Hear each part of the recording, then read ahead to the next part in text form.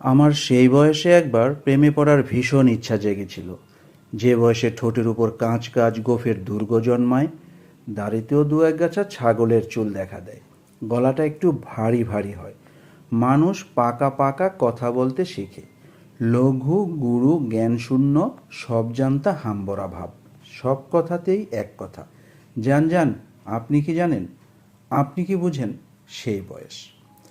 আমার বন্ধু ধরেন্ডার রাজু, টনি, প্রকাশ, জেমস, শিশির, কাকন পিউরি সেই বয়সে আমার চেয়ে অনেক বেশি পেকেছিল। তারা বললে, সব মেয়েই তো আর প্রেমে পড়ে না, যেমন ধর সকলের সর্দি হয় না। 9 মাসে 6 মাসে কারো হয়তো একবার হলো, কারো আবার 12 মাসই সর্দি। সকাল হলো তো ফেচর ফেচর হাঁচি, এরকম কারো আছে সর্দির ধাত, কারো আছে পেট খারাপের ধাত, কারো বা প্রেমের ধাত। সেরকম ধাত বুঝে এগুতে হবে। বললাম, সে আমি কি করে বুঝবো ভাই? প্রেম বিশেষজ্ঞ টনি বললে, খোঁজ খবর নিতে হবে। এতই সোজা চাদু, ঘুরে ঘুরে বাজার দেখো, রাস্তায়, বাজারে, বাসে, রিকশায়। যখনই দেখবি কোনো মেয়ে তোর দিকে পুটুস করে তাকিয়েছে, তুই ক্যাবলার মতো চোখ সরিয়ে নিবি না, তুইও তাকাবি, কটমট করে তাকাবি, নিজেকে ভাববি অজগর, সামনে তোর হরিণী। মেয়েটি যদি তোর দিকে আরেকবার তাকায় তাহলে চোখে চোখ পড়বেই। শিশির বললে, চোখে জাদু থাকে জানিস? আমি বললাম, এসব কি বলছিস, একে তো চোখ মারা বলে। আমি পারবো না ভাই, ও অসভ্য ছেলের কাজ।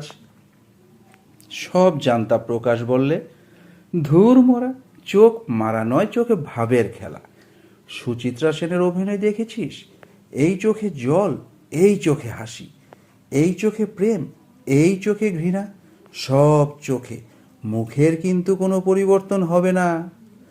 সিদ্ধ পুরুষ রাজু সাহস দিয়ে বললে, আরে দোস্ত, পুরুষ মানুষ তেমনভাবে তাকাতে পারলে রয়্যাল বেঙ্গলও লেজ গুটিয়ে পায়ের তলায় লুটিয়ে পড়ে, সে জানিস?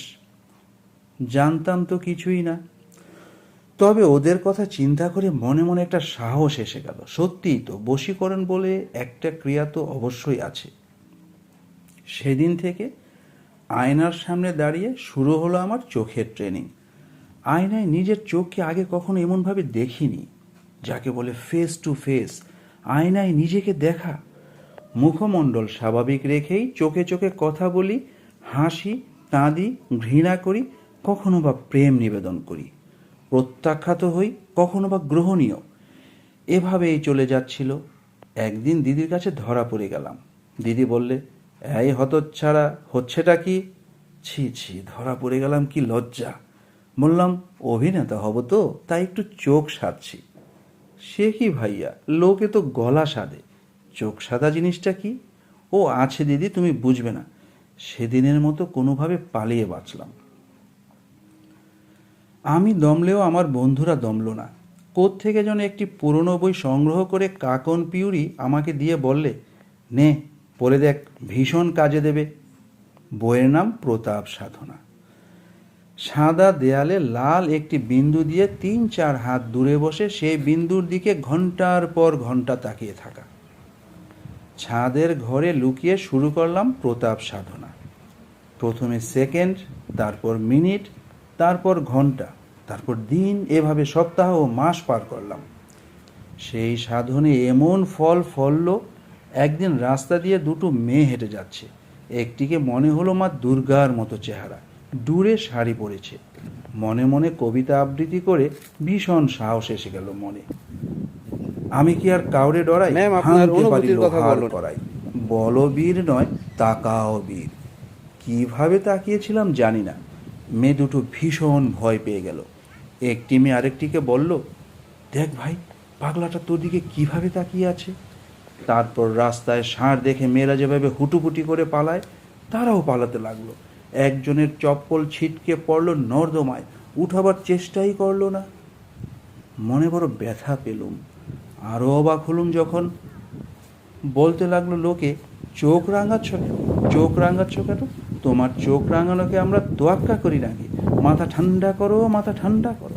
মুরব্বীদের সাথে কথা বলতে হলে সমীহ করে বলতে হয়। সোজা ঘরে চলে এলুম। আয়নার সামনে দাঁড়িয়ে নিজের চোখ দেখে নিজেই অবাক হয়ে গেলাম। চোখ দুটো ভাটার মতো লাল, স্বাভাবিকের চেয়ে বেশ বড় দেখাচ্ছে।